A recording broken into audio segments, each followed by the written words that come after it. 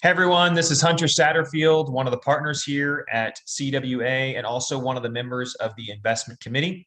As always, I am joined by one of my fellow partners and the head of our investment committee, Brian Bortz, as well as the managing director of Tectonic Advisors, Brad Sanders. This is going to be your September market update. For the month of September, we had our first month in a while where we saw some volatility in the markets. The S&P 500 was down 4.7%. Global stocks were down right at 4%. Domestic bonds were down just under 1%, and global bonds just under 2% at 1.8% loss for the month. So, Brad, let's start with you just on the technical side. We talked a lot about these things in our August monthly update as far as, a potential for just a little bit of choppiness here as we entered towards the end of the year. Can you speak a little bit about the technical side of things? What types of things are we seeing? Kind of what caused sort of this pullback? You had mentioned it and referenced it could happen in our last video. So talking through a little bit about what caused that. Yeah, thanks, Hunter. I mean, first of all, a little bit of perspective. The market's down about, after today, we're recording this on the 4th of October. The market's down about 5.5% off its all-time high. So we're not even really in correction territory yet. So let's not revert to our lizard brain and start thinking the sky's falling and all that. This is what we talked about in August, that a pullback might be a little bit healthy. I guess we recorded that in early September, that we could get one, and that maybe a little bit of a pullback might be a little bit healthy when markets just kind of go a 45-degree angle up all year. People lose perspective, and they start behaviorally just thinking everything's rosy and it's anchoring and thinking that's going to happen forever. And then when things start to get choppy, everybody panics, right? This isn't a time to panic.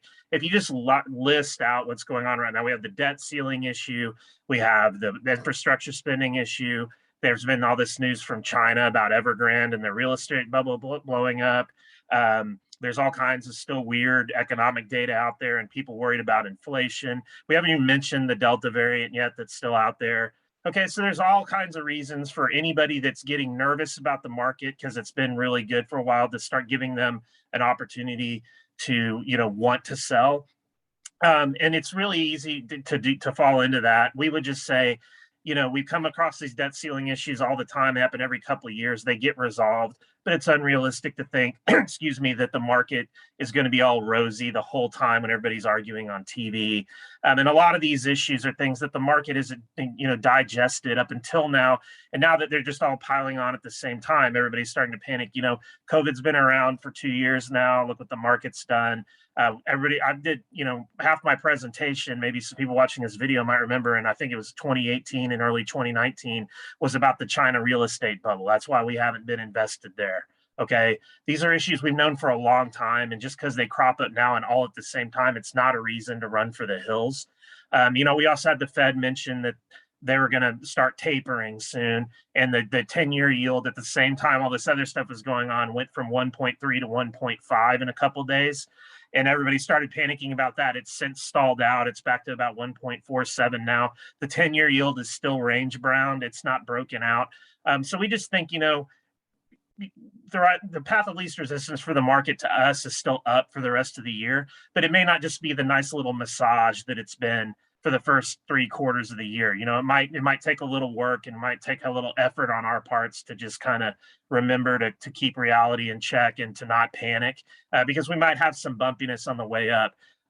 One thing that I think is going on behind the scenes from a technical standpoint, we're starting to see that rotation we've talked about in several videos prior, where a lot of stocks that are considered value, that have good fundamentals, that have been undervalued relative to growth, are starting to act way better. Today's a good example. Growth stocks were down 2.5% or so today, and value was down only 0.7, 0.8, somewhere in there. So we're starting to see that happen more and more. If you look at the NASDAQ, it's not down as much as it feels for the rest of the year. That's because Facebook, Amazon, Microsoft, Google, and Apple have all held up relatively well. But if you look at it through a list of like all those COVID favorites from last year, there's a lot of stocks that have been cut in half, that are down 50, 60, 65%. Stuff like Zillow has just been absolutely just ransacked here. And so we're starting to see money come out of that super growthy, not a lot of fundamental stuff, and start to find a home elsewhere. And so that's kind of underpinning a lot of the market. The indexes don't kind of reflect what the overall broader market's doing because the indexes are so top heavy in that growthy stuff. And we think that could continue for a while. And being value oriented, we're fine with that. And so we just think it's all coming to a head. Stay the course, in short, and don't let any of these worries just kind of scare us out of the market. We've been given several opportunities for the last 18 months to run. It would have been a mistake to do it every time, and we think that would be the same thing here. Yeah, it's good. And you reference the markets being down, here about 5.5 off their highs. But if you still look over the last 18 to 20 months since COVID, kind of started, overall, the markets are up still tremendously, even with that pullback. So it's a good reference point, I think. And, Brian, coming over to you, and before I do, you and I've talked about this and communicating with clients, just continuing on those normal investments that they do, whether it's their pension plans or IRAs or normal personal savings, just continuing that and just continuing down, knowing that, this long-term investment cycle is still going to be healthy. So can you talk a little bit, Brian, about sort of some of the positives and healthy things that we see in the market overall too? Yeah, thanks, Hunter. I want to reiterate two really important points that I think Brad just brought up real quick and have everybody refocus on those. One word he said was perspective, and I think that's really important. Keep perspective on where we are. Things are still really, really good right now. And go back to the last month's video and the one before that, and where we talked about the quote, bumpy ride up. And I think that's really what we're seeing right now is a bumpy ride up. Markets have done well considering, you look at government spending, which is a little over a third of GDP is down. We've had this variant contagion and this fear for a while. But, even with a lot of the headwinds that Brad mentioned, the market is still very strong. Earnings look great. Earnings growth rates look really, really good. And so when you take a step back and see that housing, for example, is up 20% year over year, consumer confidence is still high. And that's a really important thing to think about too.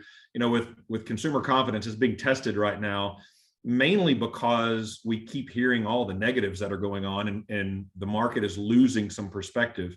So I think it's very unrealistic to believe that we're just going to have smooth sailing without any chop at all.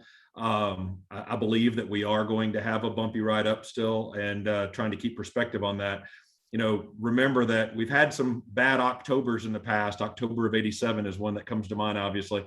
But historically speaking, the month of October is the fourth best month in the market on average. And so it's still a really good month. I think that as long as earnings are strong and things still continue down that path, we're in good shape. Yeah, that's awesome. Thanks, Brian. And thank you, viewers, for tuning in. We've got a lot potentially that changes between now and the end of the year. So we'll be back in front of you next month. We've got potential tax reform coming, a lot of the potential things that Brad talked about with the Fed tapering and whatnot. So continue to come back to us. We'll be in front of you with our thoughts and sort of the relevant things that you need to be focusing on for your own personal investment plan. And so thank you for joining us, and we'll catch you next month.